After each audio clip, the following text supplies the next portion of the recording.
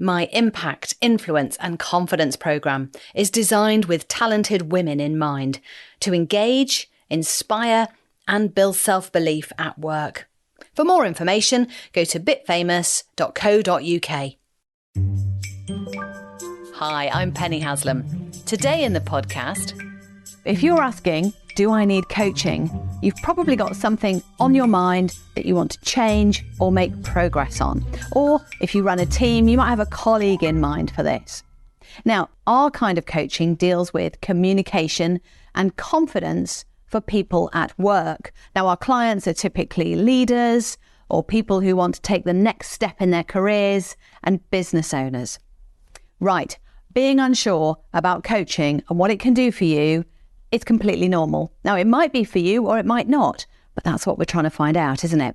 And as it is a time and money commitment, I've put together these more detailed questions to help you, whether you come to us for coaching or look elsewhere.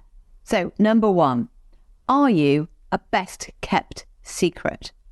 Oh, now this is tricky. It might be that you work remotely in a hybrid way or flexible. It might be that you're coming back from maternity leave.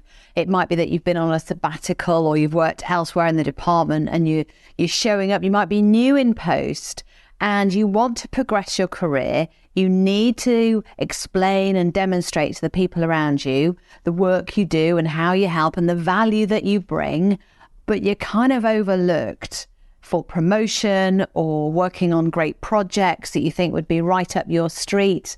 And so this whole thing can just be really quite demotivating and challenging when you're on your own as well with it all. And you think, oh, why aren't they recognizing me? Why aren't I able to move forward? What is it that I can do? And equally, inside we might be thinking, oh, I don't want to show off about things. We work as a team. It's not all about me. And we kind of hold ourselves back a little bit sometimes when we really should be pushing forward, because it would be good for us, good for our pay packet, good for the organization. And stepping into leadership or advancing your career like that is a fantastic thing to do, and all for the taking as well. So a coach should typically listen to what it is you want to achieve, identify what's important for you and the kinds of things that you might do to maneuver yourself so that you're front and center of people's minds when they're thinking of like filling shoes or moving you forward. Question number 2. Do people actually listen to you? Now, that's not a nice question to have to face, really, is it? Do people listen to me? Of course they listen to me, but do they really? Do you have impact? Have you got influence? Are you able to convey something in a short amount of time so that people remember what you've said and that you're relatable, likable, all of the good things, so that you can get your job done, so that you can do your job more easily? And that's a big question to ask. Now, if you were wondering that, oh, do people listen to me? Am I speaking so people hear what I've got to say? Is it clear? Am I talking in a meeting informally? And when I do, is it just waffle? And do people really accept what I'm talking about, or accept my opinion or my view or my solution to things? And there are tricks and techniques to learn in order to land your message more clearly and concisely so that you can engage people around you. And that's the key bit, isn't it, at work? So people can, buy into your ideas and the way you might do things. And so you can see progress yourself. Coaching can help with that, with those tips and techniques. My style of coaching, for example, is very directional.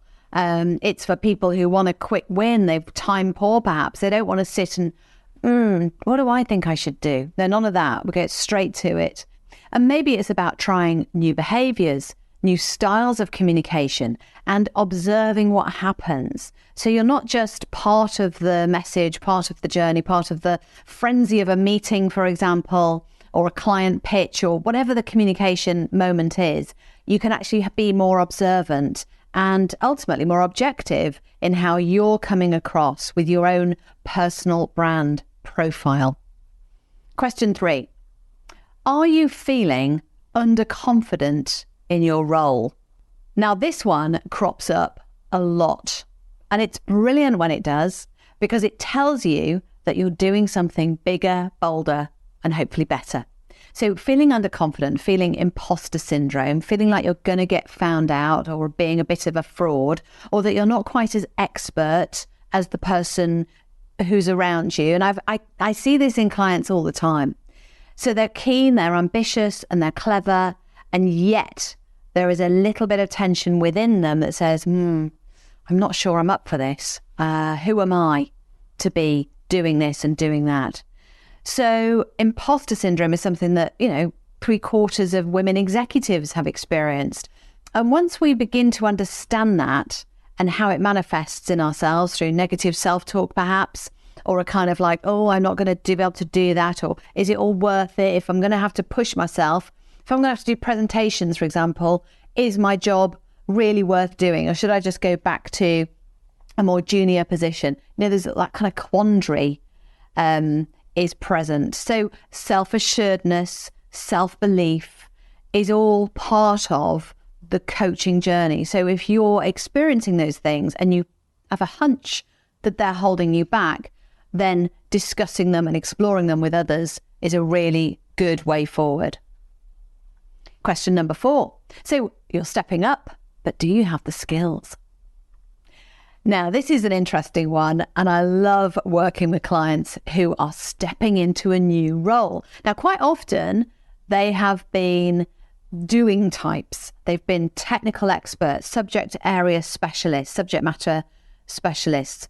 And now what's happening is they're being asked to lead, which means stepping into more of a being role. So less of a doing role, more of a being role. And that being has to be visionary and purposeful and communicate mission and values and behave in a way that sets culture out there as a kind of cultural ambassador for the organization. And that requires a little bit more panache and charisma and communication skills than simply being known for what it is you know and can do.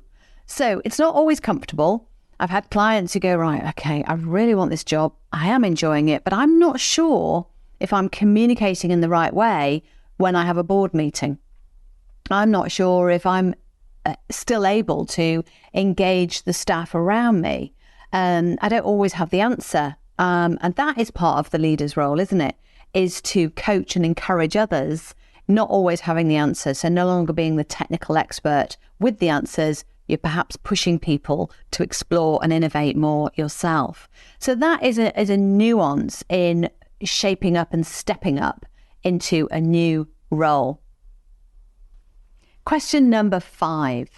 Do you inspire and motivate people beyond your organization?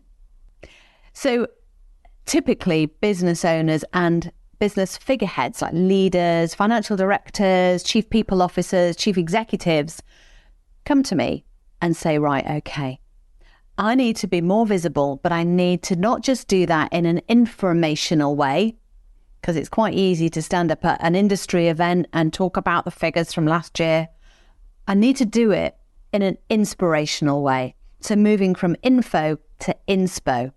So doing that in a variety of places, like creating a killer keynote for an industry event, or taking part in a panel discussion in a dynamic and memorable way, is all for the taking.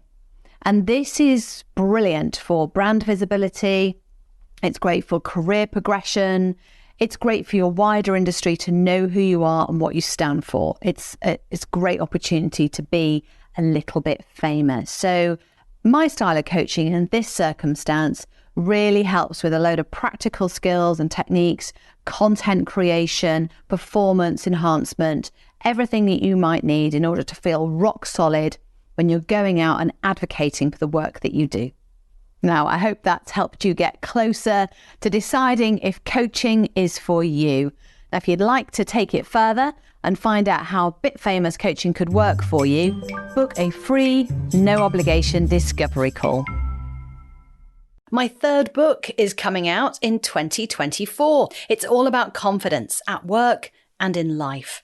And as you'd expect from me, there are lots of stories and ideas to help you build confidence, whether it's for yourself or for others. It might be colleagues, teammates, friends and family.